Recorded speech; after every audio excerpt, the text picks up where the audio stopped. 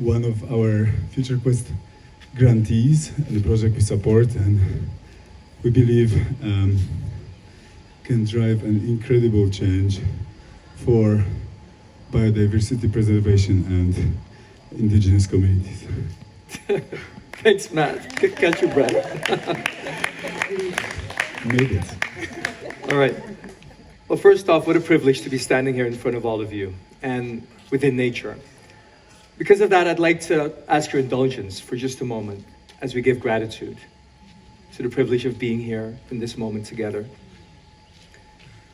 To the Creator, for the ultimate gift of life, I thank you. To the mineral nation, who has built and maintained my bones and all life material, I thank you.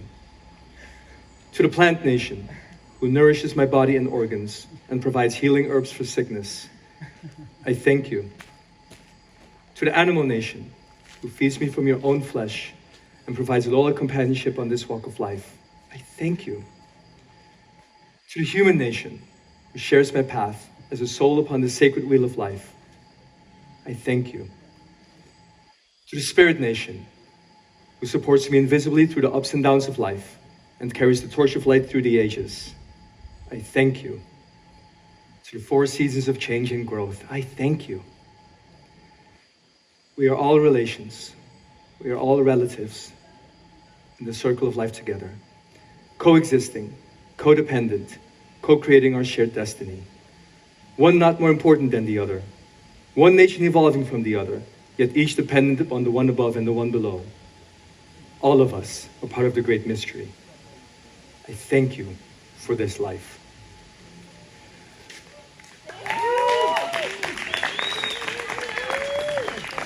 All right, that's a prayer from the Sioux tribe, and it was given to me, introduced to me by the mother during one of our journeys together.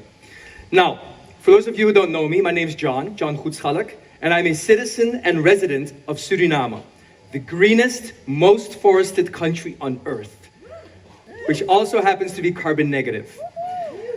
Now, for the past decade or so, what's been keeping me up at night is how do I make standing forests worth more than dead forests? Because as an economist, I happen to think that that's really what we need to make happen. Like, how do we do that? So I've been struggling with this. How do we unlock this potential? And as I was walking through the forest and communing with the biodiversity and with the communities that live there, I saw incredible wealth. I saw all these forests with wonderful trees that have high economic potential, but the communities were unable to unlock it because they lacked access to technology. They lacked access to capital. They lacked access to global markets, which meant that they were left doing other things that are destructive, that are killing them, killing their children, killing our forests. Gold mining, logging, all of these things that have never really brought wealth to these communities, but have extracted and destroyed and left sickness behind. All of that, well, they've got these wonderful products, these wonderful fruits, these gifts, these blessings from nature. But how to actually convert that? How to make one or more of these fruits and nuts that produce these oils actually bring wealth? So I looked into this for a while and I said, there's this huge value chain right now, supply chain, where on the one hand, you've got these communities, but they have to sell it to transporters, they have to sell it to the industry, and they have to sell it to get refined, and so on and so forth.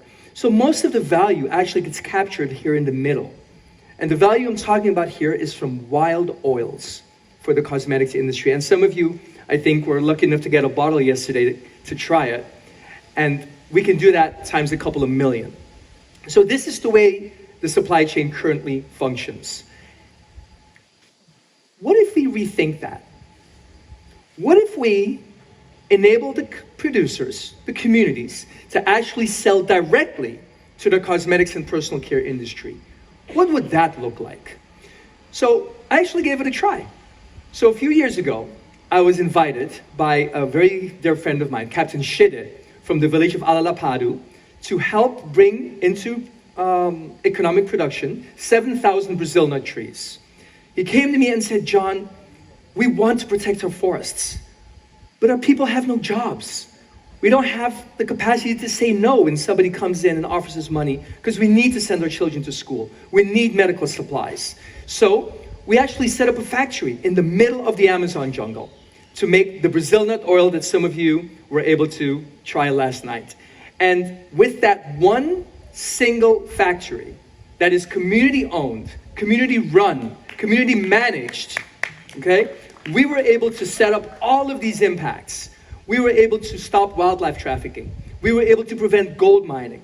We were able to keep protecting 235,000 hectares of pristine tropical rainforest with one venture, which, by the way, is absorbing 191,000 tons of carbon a year. How about that for return on investment, all right? Aside from that, employment is up 87%. Community income increased by 150%. And as of last week, this community's products are sold on our national carrier every single flight. So these guys are up and running. They have a great business, they have ownership, they have agency, they control their future. So I said, how do we do this times 100? Right? Because one is fun, one is cute, but that's not going to save our forests. We need to do this times 100, times 1,000. So let's start by 100. So I said, okay, what if we take everything I've learned over the past 5 years, put that into a codified system of a franchising formula, where we provide technology that they lack, we provide the capital that they lack, and we provide the market access. And through that, we build a community co-owned franchising system that helps bring these products to market. So what that actually looks like is that we actually provide the knowledge of what kind of facilities, what kind of IT systems, the regenerative harvesting practices, all the certification. We help them get access to loans or philanthropic grants, loans, investments, all of these sometimes complex mechanisms that communities themselves can't access. We enable them to become business owners. And of course, finally, we help access these global markets like L'Oreal, Givaudan, Estee Lauder, Lush, Natura, any of these skincare products that use high-end oils in their products. And we provide all the support needed for them to actually sell every liter that they produce. And it is a hugely interesting market, I tell you. Once I started looking into this, we are talking about a $104 billion market by 2030 for these specific products alone. For skincare, for hair care, herbal extracts, you name it. So it's really important to talk about, this is not a small, cute little, let's sell a few bottles of oil. We are talking about engaging at scale with the global industry, with something that all of us use every day. So let's making sure that the people provided are the ones that benefit from it. Now, there are a couple of trends actually driving this market as we speak. First off, the shareholders, who want to hold shares of companies that are climate positive, regulatory pressure, like the EU that just recently said no more deforestation-linked products in our market by 2026. So where's it going to come from? Well, I'll tell you what, Suriname's got some of it, so we can help. And then consumers, folks like yourselves, are demanding this change. And that's why I'm saying I want Biotara to be ready. I want us to be on the regenerative side of the supply side, at volume. So regenerative, yes, but serious numbers. Because what we see now is a lot is coming from the extractive side, either from petrochemicals or it's coming from monoculture-based products. And we know that these are the kinds of products that these companies need. We know they need them to be natural. We know they need fair pricing, they need full supply chain traceability, and they need to be biodiversity positive and carbon negative. And that's what we're providing. And the way we do this is through this franchising model, which is very simple. It's been designed for simplicity and scalability. If a community wants to participate, it's easy. Protect an area of forest, on average 40,000 hectares. After that, we'll charge 25% over the revenue, but it's the communities that actually own the sales contracts. So we work for the communities, not the other way around. They're the ones in control. If we fuck up, they fire us, that's fine. They hold the sales contract. And when we have done this, when we look back, for those of us who wish to join me on this journey, when we look back at the impacts of this, we will actually have protected 4 million hectares. we will have sequestered 3.2 million tons of carbon a year, and we will have lifted 10,000 families out of poverty. Who wants to be a part of that?